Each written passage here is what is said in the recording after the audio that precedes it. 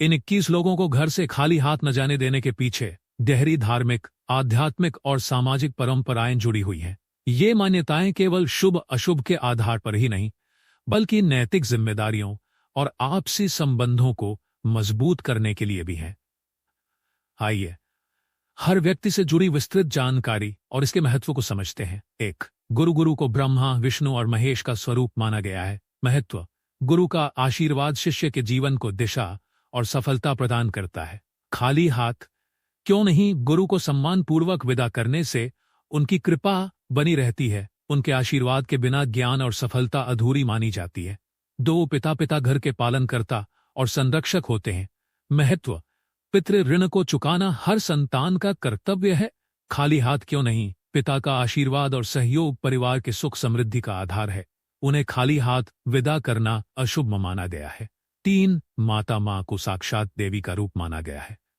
महत्व: उनका आशीर्वाद जीवन की हर बाधा को दूर कर सकता है। खाली हाथ क्यों नहीं? माता को विदा करने से पहले उन्हें उपहार या सम्मान देना शुभ माना जाता है, जिससे परिवार में सुख शांति बनी रहती है। चार, बड़े भाई को परिवार का अभिभावक भी माना जाता है। महत्व: उनका मार्गदर्शन और सहयोग छोटे भाइयों के लिए प्रेरणादायक होता है। खाली हाथ क्यों नहीं?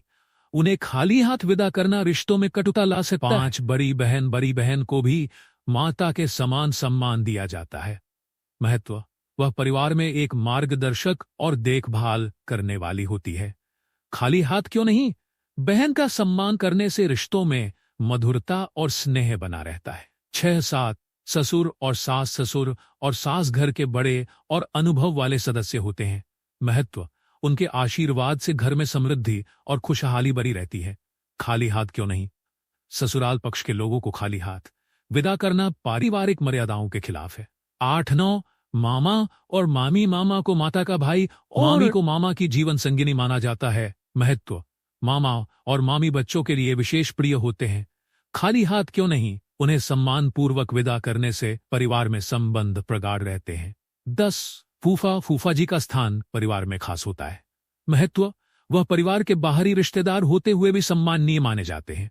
खाली हाथ क्यों नहीं? उन्हें उपहार देकर विदा करने से पारिवारिक रिश्ते मजबूत होते हैं। 12, चाचा और ताऊ परिवार के स्तंभ होते हैं। महत्व: छोटे और बड़े भाइयों के रूप में स्थान परिवार में अत्यंत महत्वपूर्ण है। खाली हाथ क्यों नहीं? ये परंपरा आपसी सम्मान को दर्शाती है। 13, बुआ को परिवार में विशेष दर्जा दिया गया है।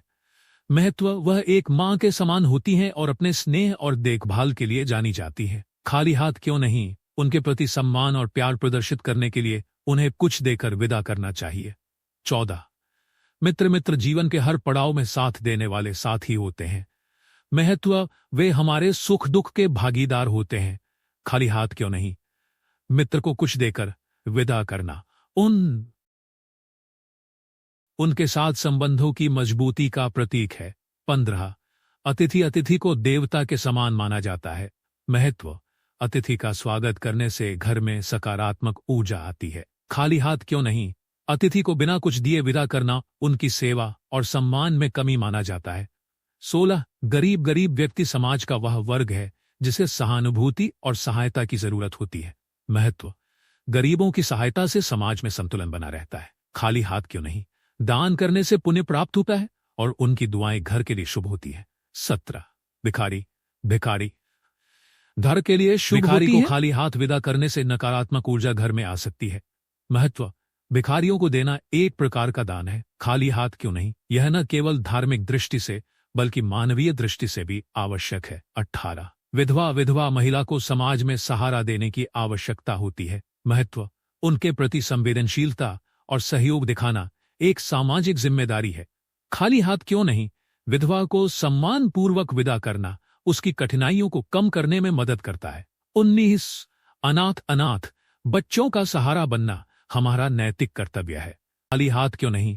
उनकी सहायता करना हमारे समाज के लिए एक आदर्श उदाहरण है।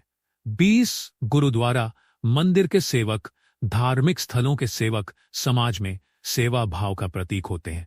महत्व: उनकी सेवा से समाज को नैतिकता और धर्म का मार्ग मिलता है। खाली हाथ क्यों नहीं? उन्हें दान करने से धार्मिक पुण्य प्राप्त होता है। 21 संत या साधु संत और साधु समाज के आध्यात्मिक मार्गदर्शक होते हैं। महत्व, उनका आशीर्वाद व्यक्ति के जीवन में शांति और सफलता खाली हाथ क्यों नहीं, उन्हें दान देने से घर में सकारात्मकता और सुख समृद्धि आती है। निष्कर्ष, ये परंपराएं न केवल धार्मिक बल्कि सामाजिक और नैतिक मूल्यों को बनाए रखने के लिए बनाई गई हैं। इनसे आपसी प्रेम, स्नेह, सहयोग और सामंजस्य बढ़ता है, निर्भर करता है। अगर वीडियो अच्छी लगे तो वीडियो को एक लाइक जरूर करें और चैनल को सब्सक्राइब कर लें ताकि आगे ऐसी बढ़िया बढ़िया कहानियां आप सुनते रहें।